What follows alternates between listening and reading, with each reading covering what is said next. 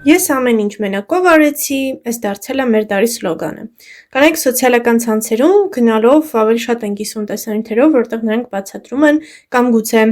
ինչ-որ չափով պրոպագանդում են, որ առանց տղամարդ կարող են անել սա, դա, նա, հասցնել ամեն ինչ, հաջողել ամեն ինչ ու ավելի լավ ու երջանիկ կյանքով ապրել։ Շուրջ բոլորը ջենզին սկսում է ավելի քիչ ռոմանտիկ հարաբերություններ ունենալ ու թվում է, որ հիմա, երբ կանայք ունեն բոլոր իրավունքները, կատարյալ կարիերա ու կյանք, դե գոնե որոշ չափով ու իհարկե ոչ բոլոր երկրներում, մենք պետք է ավելի երջանիկ լինեինք։ Ասում ենք, որ մենք հասանք մեր ուզածին, բայց արդյոք մենք դեռ չենք ուզում, որ մեզ փրկեն, ու արդյոք կանացի անկախությունը ուղղակի միֆ չէ, որի տակ մենք թաքցնում ենք մեր սեփական վախերը ու գուցե բարդույթները։ Բարև, ես Անահիտ Աղոյանն եմ ու դուք լսում եք Աղջիկություն ոդքասթը։ Բաժանորդագրվեք ալիքին ու կիսվեք ընկերների հետ, իսկ ինձ մնում է միայն բացել իմ Պանդորայի հերթական արկղը, ու եթե բախտս բերի, ինչ-որ բան փոխել կամ ստիպել ձեզ մտածել այս թեմայի շուրջ։ Ու առանց երկար ձգձգելու, սկսենք։ Այս թեման շատ կարևոր է իմ համար, որովհետև որպես 25-ամյա աղջիկ ես հասկանում եմ, որ այս տոքսիկ անկախության ետևից վազքը կարող է նաև մեզ շատ վնասել։ Այս թեման ես վաղուց էի ուզում քննարկել, քանի որ ավելի ու ավելի շատ եմ նկատում, թե որքան շատ են իմ շուրջ ապրող կանայք թուքում ամուսնության վրա կամ նույնիսկ ռոմանտիկ հարաբերությունների վրա, թաղվում են կարիերիզմի մտքով, փորձում են, չգիտեմ, տոքսիկ ձևով արդարացնել, որ նրանք գերադասում են լինել անկախ, քանց թե փրկվել ինչ-որ մեկի կողմից, ու փրկվելու հետ կապված ուզում եմ ասել ոչ թե ֆինանսապես կախում ունենալ տվյալ ինչ-որ երկրորդ կեսից, այլ ուղղակի չլինել նրանց ուղիղ կառավարման կամ նրանց ուղիղ ազդեցության տակ, ու մինչ այդ կարգնարկիմ կյանքի ապդեյթների մասին, կարծում եմ վերջին հուլիս ամսվա մեջ ես անցա տրոյական պատերազմը, ու ես ամեն ինչ արեցի մենակով այդ սլոգանը իմ մոտ էլ է հիմա շատ հեշտ աշխատում,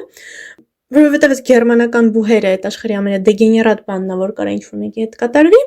ու ես ունեի 4 քննություն, ունեմ դեռ 2 ռեֆերատ ու դեռ չավարտված գիրք, որ ես փորձում եմ գրել, բայց մուզաս թռել է այս չաթից ու ընդհանրապես չի ուզում գա, ու իմ ոդքասթը, որին ես վերադարձա մի ամիս անց, բավականին հում։ Ու չնայած այս ամեն ինչին աշխատանքն էլ մի կողմ ես հասցրեցի նաև վայելել հուլիսը։ Չնայած առաջին շաբաթը ես ջերմությամբ կիսամեռ ընկած էի անկողնում, բայց ես ունեցա 4 հրաշալի օր Վիեննայում, որից հետո ես եկա պախատարեցի ու նաև հասցրեցի գործընկերական մի հատ սեմինարի գնալ բավարարական մի հատ չոլում, գրականոթ էր, լիքը թմբլկովիկներ, խնձորի այգի ու տիրամիսու, որը պատրաստում էինք Գերմանիայի շատ հայտնի մի հատ խոհարարի հետ, ու այս ամենի մի բան արագ ասեմ, ուրեմն երբ ես ձեզ միշտ ասում եմ, որ մեծ մտածեք, ես կատակ չեմ անում, իմ մաման կարող է որպես վկա հանդես գալ, քանի որ ես 3 շաբաթ է անընդհատ մամայիս ասում էի, որ ես ուզում եմ տիրամիսու պատրաստեմ։ Չգիտեմ նույնիսկ ինչու, իմ մեջ ուղղակի տենց միտք էր, որ ես ուզում եմ տիրամիսու պատրաստեմ։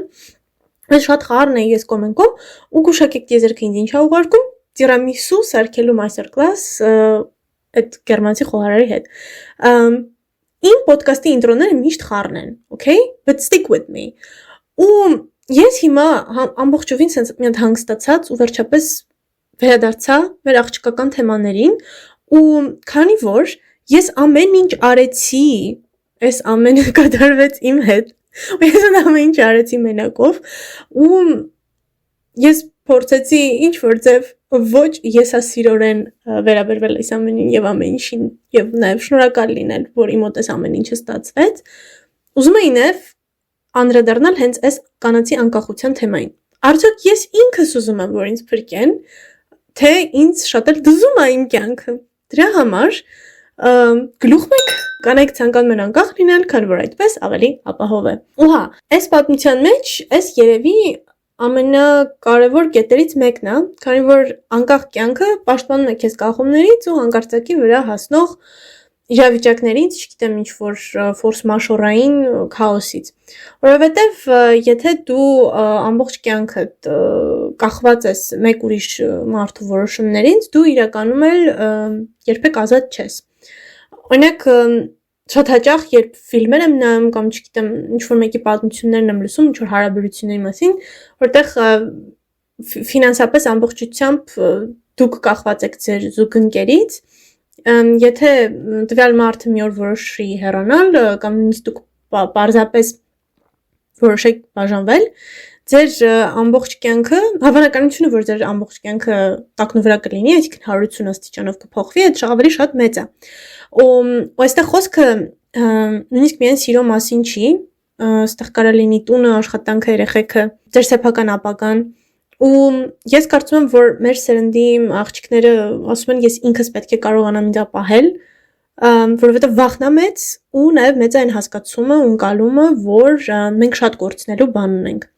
Ու անկեղծ ասած, ես կարծում եմ, որ այս իրականում առողջ մոտեցում է, երբ որ դու փորձում ես անկախ լինել, որովհետև անկախություն նշանակում է, որ դու ինչ որ հարաբերության մեջ ես մտնում ավելի գիտակից, ոչ թե անհրաժեշտությունից ելնելով, այլ դու ընտրում ես քո զուգընկերոջը կամ նույնիսկ ընկերոջը, ում հետ դու ուզում ես ունենալ հարաբերություններ, ու այս ամեն ինչը պետքա կատարվի մի հատ կետից, որտեղ դու ինքդ ավելի հասուն ես ու կարող ես իրավիճակը քիչ թե շատ կշռադատել ու ճիշտ ընկալել։ Բայց հետաքրքիր նաև այն է, որ այս վերջին տարիներին անկախությունը շատ պարզապես անվտանգության միջոց լինելուց բացի դառել է նաև մի հատ ինքնության մի մաս։ Այսինքն մենք ոչ թե ասում ենք ես կարող եմ նաև մենակ, այլ ասում եմ ինձ ոչ մեկ պետք չի, սաղ մենակ կանեմ ու դուք вообще ով եք, գնացեք այս կողմ են կողմ, ու ցավոք այս ամեն ինչը այսօր մեզ մատուցվում է նաև mainstream տարբերակով, ասենք երբ մտնում ես սոցցանցեր, Instagram, լինի դա թե TikTok, ռիլեր ես դիտում, ալա ինձ մարդ պետք չի, ինձ մի հատ տուն է պետք, գյուղում ընդհանրապես մենակով ավելի երջանիկ է կյանքը, ու այստեղ կարծիքով մենք մի քիչ ծայրահեղության մեջ ենք ընկել, որովհետև մարդը անկախ սեռից սոցիալական էակ է, ու մենք ստեղծված չենք ամեն ինչ միայնակ անելու համար, մենք ուզում ենք ընկերներ, մեզ պետք է ընտանիք, մեզ պետք է գործընկեր, որոնց վրա մենք կարող ենք որոշ չափով նույնիսկ հենվել, ու զարմանալի է, բայց երբ խոսքը հասնում է ռոմանտիկ հարաբերություններին, հանկարծ մենք սկսում ենք ձևացնել, թե մեզ ոչ ոք պետք չէ, բայց իրոք մեզ իսկապես ոչ ոք պետք չէ։ Եթե վաղը, օրինակ, կյանքումդ ինչ-որ ծանր բան պատահի, չգիտեմ, ինչ-որ հոգեբանական խնդիր ունենաս, իսկապես կուզեիր, որ այդ ամեն ինչը դու միայնակ հաղթահարեիր, թե օրինակ կողքդ լիներ ինչ-որ մեկը, որ քեզ կօգներ, քեզ կաջակցեր ու դու այդ ավելի հեշտ կհաղթահարեիր։ Ես կարծում եմ, որ քչերը կհամաձայնվեին դրա հետ ու այս թուլություն չի, այս այն կետն է, որտեղ մենք իմ կարծիքով հասարակությունը մի քիչ շփոթել է անկախությունը մեկուսացումը, որովհետև անկախ լինել նշանակում է կարողանալ ապրել առանց օգնության, եթե այդ կարիքը լինի։ Բայց այդ չի նշանակում, որ մենք հրաժարվել ենք ընտերմությունից կամ պետք է հրաժարվենք որոշակի վստահությունից, ու ամենահետաքրքիրն է, որ որքան բարձր ենք ասում ինձ ոչ ոք պետք չէ, այնքան հաճախ այս նախադասության տակ թաքնված է մի հատ ուրիշ միտք, այդ հիասթափությունն է։ Մենք հիմնականում աղջիկները ու նույնիսկ տղաները այսօր ամենամեծ խնդիրը այդ հիասթափության հանդեպ վախն է, որովհետև մենք փոքրուց մեծացել ենք շատ բարդ, կարծում եմ տարիներին, երբ նաև բարձրացավ ամուսնալուծության աստիճանը, թե Հայաստանում, թե ամբողջ աշխարհում ինձ թվում է, ու երբ դու տեսնում ես պատմություններ, չգիտեմ, մի հատ մամայի ընկերուհուց, դու ինքդ սկսում ես մտածել, արդյոք քեզ ընդհանրապես պետք է այդ, թե դու ուզում ես ուղղակի անկախ լինել, որովհետև երբ քեզ ոչ մեկից ոչինչ պետք չի, ոչ ոք էլ չի կարող քեզ ինչ-որ ցավ պատճառել, ու հենց այստեղ սկսվում է մեր հաջորդ հարցը։ Ինչպես է այդ ազդում մեր կյանքի վրա, իմ ուսումնասիրությունները, գլուխ 2։ Գուցե կանացի անկախությունը միշտ չի, որ ուժի արտահայտությունն է, գուցե երբեմն այն շատ գեղեցիկ մի հատ փաթեթավորված պաշտպանական մեխանիզմ է։ Ու կանացի անկախությունը ինքը գայթակղիչ է թվում, չեմ ստի, որովհետև այս ամեն ինչի մեջ ես էլ կամ, ու ես ինքս իմ վրա շատ ուսումնասիրություններ եմ անում, ինքնարեֆլեքսիայի ճանապարհով, չնայած ես դեմ եմ շատ ուժեղ ինքնարեֆլեքսիային, որովհետև այդ մի քիչ բուրնաութի էլ է բերում, ու նաև որոշ պահերում դու հասկանում ես, որ գուցե պետք էլ չի շատ խորը մտածել, ու որոշ բաներ պետքա թեթև տանել։ Դրա համար խորհուրդ չեմ տա շատ ինքնարեֆլեքսիայով զբաղվել։ Այս տեսակի անկախությունը օգնել է ինձ շատ բան տեսնել ու շատ բան հասկանալ, ու գուցե նաև գնահատել մի հատ այլ պրիզմայով նայելիս։ Օրինակ, ես ինքս ինձ հետևելով հասկացել եմ, որ ես սկսել եմ ավելի քիչ կենտրոնանալ այլ մարդկանց վրա։ Այսինքն, երբ որ ես դարձա ավելի ինքնարեֆլեքսիվ ու ինքնակենտրոն, ես սկսեցի սոցիալական ցանցերին ավելի չզոք վերաբերվել ու ավելի քիչ համեմատել իմը ուրիշի հետ, հասկանալով, որ ինչ-որ ձև, ինչ-որ պայմանում ես ունեմ անկախություն ու ինձ արդեն չի հետաքրքրում, թե ուրիշ ինչ կմտածի իմ մասին։ Այսինքն մի քիչ թքած ունենալու նոր բարևեստը։ Այս ուժեղ կողմը, որ կարաս քո մեջ ստեղծես, բայց միևնույն ժամանակ ինքը բերում է ինքնարեֆլեքսիայի։ Ու երբ որ դու շատ ես սկսում մտածել քո յուրաքանչյուր քայլի մասին, ու այս տոքսիկ ինքնակենտրոնացումը կարա բերի շատ լիքը ներքին կռիվների։ Ու քեզ թվում է, որ դու ահավոր շատ ես ինքդ քո զգացմունքների մասին մտածում։ Ու երբեմն սկսում ես մտածել, որ X բանը իրականում խնդիր է, բայց իրականում այդ երբեք էլ խնդիր չի եղել։ Այսինքն այստեղ պետք է նաև մի քիչ լուրջ լինել։ Նույն կերպ ես իմ կաշվի վրա զգում եմ, թե ինչպես եմ հոգնում երբեմն սոցիալիզացվելուց, ինչը էլի վատ բան է, որովհետև բարդանում են նաև հարաբերությունների կառուցման ճանապարհները, որովհետև դու չափազանց ինքնակենտրոն ես ու դու ճանաչում ես քեզ, դու գիտես քո սեփական ազդակները, քո տրիգերները, ու քեզ իմանալը այդ այդքան էլ վատ բան չի։ Իսկ կարծում, որ յուրաքանչյուր հարաբերություն ու էլի այս մենակ ռոմանտիկ հարաբերությունների մասին չի, այլ ընդհանրապես ամեն մի հանդիպում ու շփում պետք է օգնի քեզ վերգտնել քեզ, այսինքն դու պետք է վերաիմաստավորվես քո եսով։ Ու երբ դու այս ամեն ինչը հասկանում ես, քո կյանքն է ավելի հեշտանում ու լավ հարաբերությունները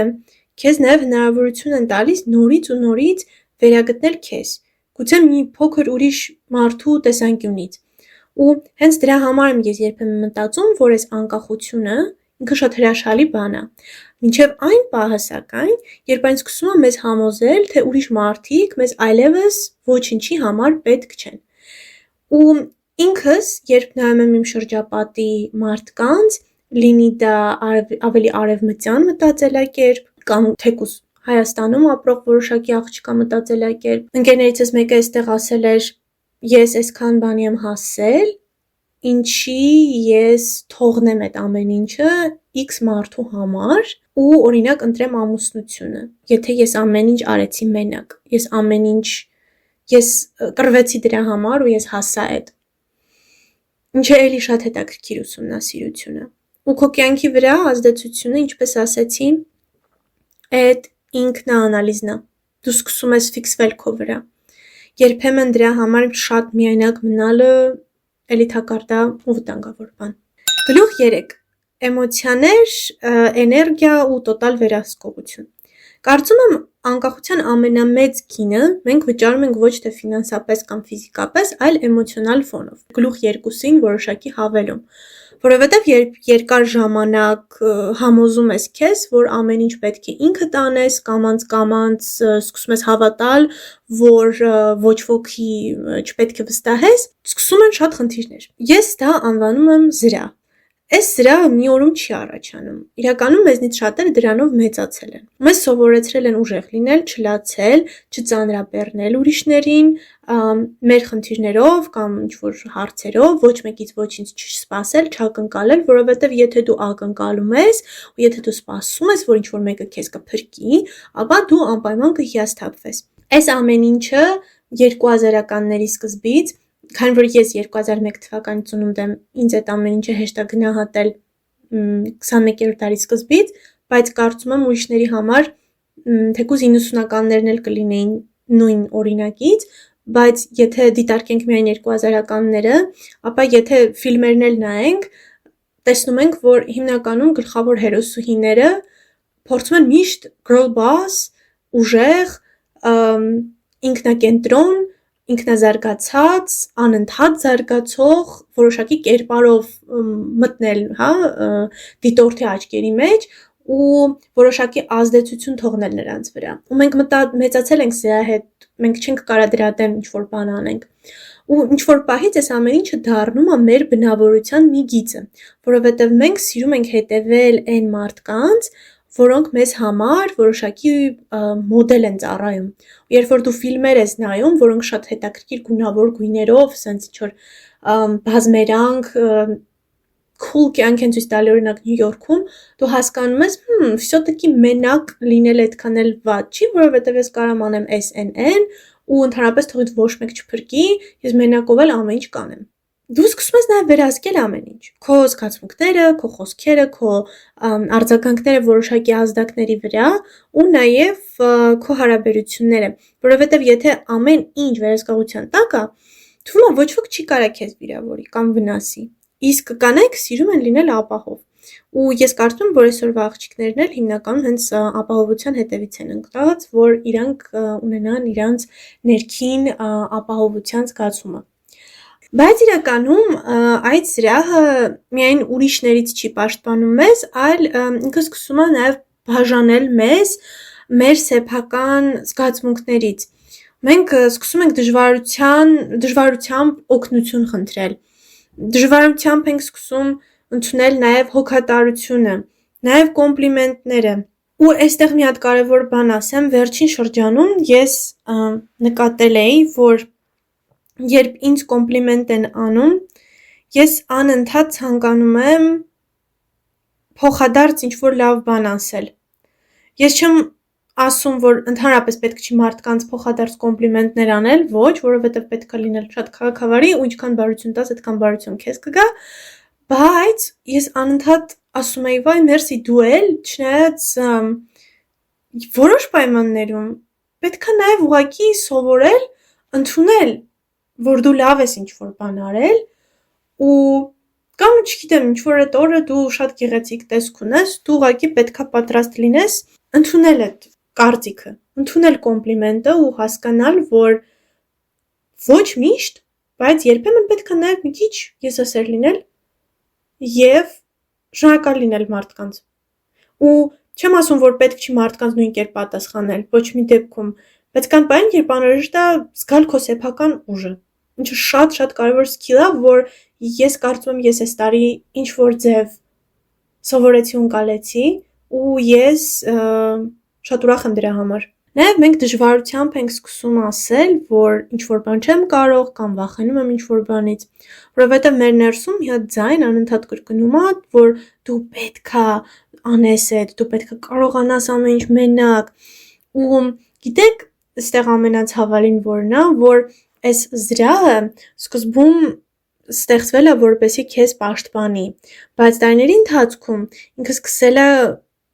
քեզ նաև փակել այն աշխարհից, որը այնքան հետաքրքիր է ու այնքան կարևոր է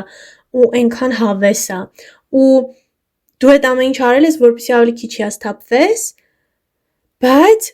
այս ամեն ինչը գալիս է նրանից նաև, որ դու ավելի քիչ ես վստահում, ավելի քիչ ես կապվում մարդկանց հետ, ավելի քիչ ես թույլ տալիս, որ քեզ սիրեն, ինչը շատ վատ է։ Այդ ամբողջ վերահսկողությունը, որը սկզբում սենց ուժ է թվում, իրականում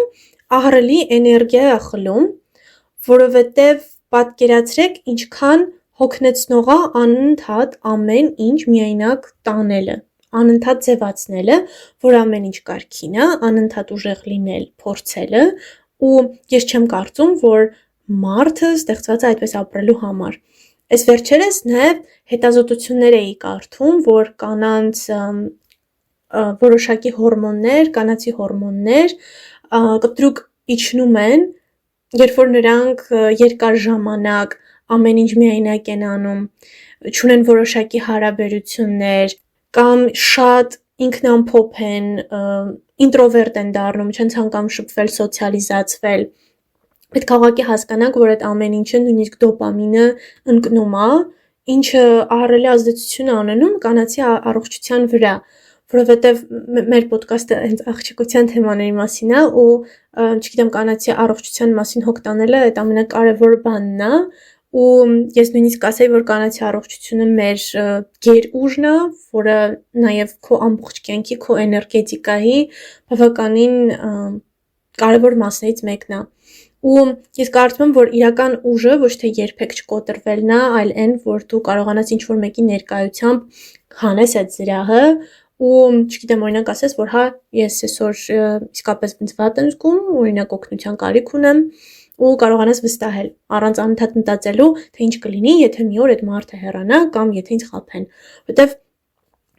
իրականում անկախությունը, որը դու ներսումդ ունես ու ներսումդ կրում ես, չի նշանակում, որ դու ինչ-որ մեկի կարիք ունես,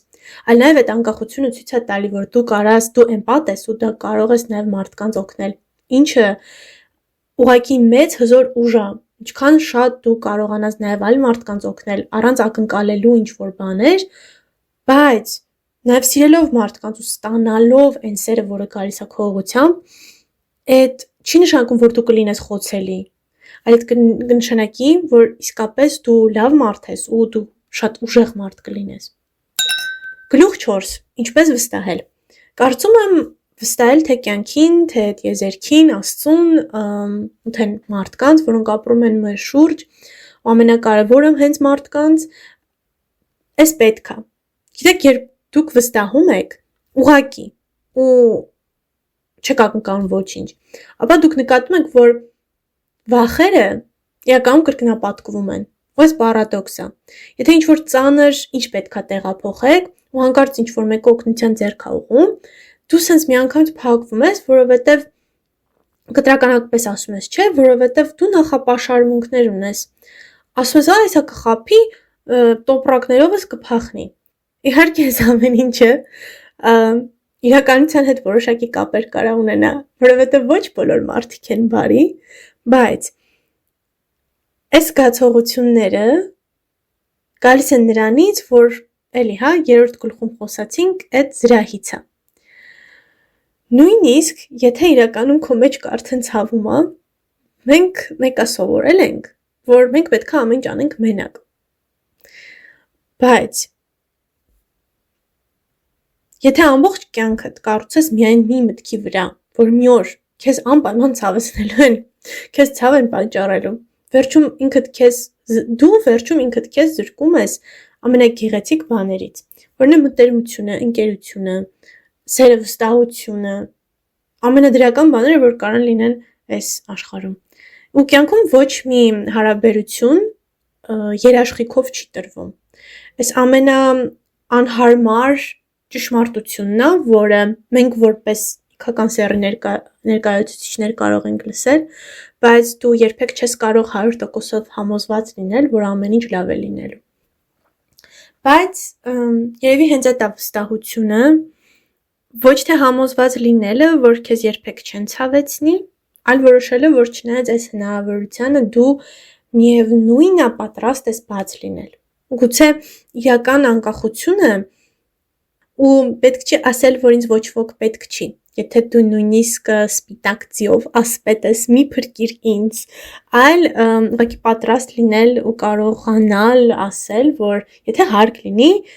ես մենակով կանեմ այս կամ այն, բայց ես չեմ ուզում ամբողջ կյանքս ապրել այնպես, կարծես թե ոչ ոքի իմ կողքին ոչ ոք տեղ չի կարող ունենալ։ Որտեվ ի վերջո մարդուն ուժեղ չի դարձնում այն, որ դու ձևացնում ես, թե անկախ ես ու փորձում ես ուղղակի պախած անել, այլ մեզ ուժեղացնում է որոշակի չափով թուլությունը։ Գուցե հենց այդ իսկական անկախությունը, այս իմ մտքերն էր ճիշտ ասած այս թեմայի շուրջ, սենց էսեանման, ու ես շատ մեծ հույս ունեմ, որ այս ոդկասթի էպիզոդը որոշ չափով կօգնի ձեզ ավելի շատ կենտրոնանալ ձեր, թե լինի դա կանացի էներգետիկա, ավելի շատ ուշադրություն դարձնել ինչն է ձեզ դուր գալիս, հասկանալ, որ պետք չի լինել միշտ ուժեղ դու չես կարա լինես, երբեմն ընդունիր, որ քեզ պետք է փրկել, ու եղիր բաց կյանքին, սիրիր կյանքը, ուղղակի վստահիր կյանքին, ու դրանով քո կյանքը ավելի կթեթևանա, ու դու ավելի երջանիկ կլինես։ Իսկ ձեր հետ էր Անահիտ Աղոյանը, ու սիրում եմ ձեզ, գրկում եմ ու ուղարկում եմ ամենադրական էմոցիաները։ Կհանդիպենք հաջորդ էպիզոդում, ու ես հույս ունեմ, որ ես այս մեկը ավելի արագ կտեղադրեմ, որովհետև շնորհակալություն։